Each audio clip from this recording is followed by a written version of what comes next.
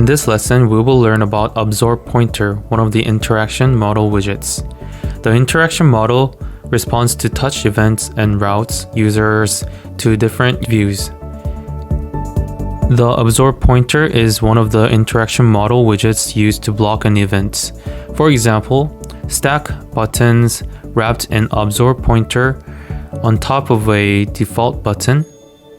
And then when you press a button wrapped in the AbsorbPointer above the default button, you can prevent any event from occurring on the base button below the top button.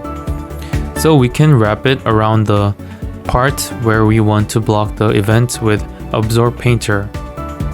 Also, we can partially unblock the area where we want to cause an event. After this lesson, you will understand how to use the AbsorbPointer that can block events in the area where you want. We will learn about how to prevent screen touches in Flutter. It's good to be familiar with, as it's a good feature for creating functions only available to use of a certain level, or buttons that only activates under certain conditions. AbsorbPointer, take it literally. Absorb usually means to suck something, and pointer usually means mouse pointer or clicks, so AbsorbPointer is literally a widget that absorbs click. We can easily understand this by looking at the implementation screen and the sample code.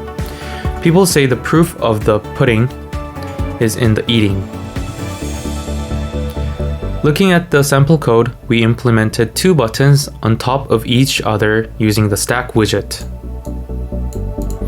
It is crossed in a cross shape, but if we press the top one, we cannot click it. Only the bottom button can be clicked. Unlike abstract concepts, AbsorbPointer is quite easy to use. Use the AbsorbPointer as the parent widget for widgets that prevent clicks. With what we just learned, just apply AbsorbPointer on the buttons widget's parent widget, and that's it. AbsorbPointer has an absorbing property which determines whether it prevents clicks. Set absorbing to true to prevent clicks.